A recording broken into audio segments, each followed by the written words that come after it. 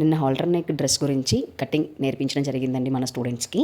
అందులో అందరికీ అర్థమైంది, కొంతమందికి అర్థం కాలేదు. ఆ ప్రాసెస్ ఎలా మనం కాలర్ దగ్గర ఎంత మెజర్మెంట్లో పెట్టుకోవాలి, ఆర్మ్ రౌండ్ ఎక్కడి నుంచి తీసుకోవాలి అని చాలా కన్ఫ్యూజ్ అయిపోయారు. పాపం మోస్ట్లీ చాలా చెప్పడానికి ట్రై చేశాను, కానీ నాకు ఓకే మేడం అర్థమయ్యింది అనే వర్డ్ సాటిస్ఫాక్షన్ ఇవ్వలేదన్నమాట.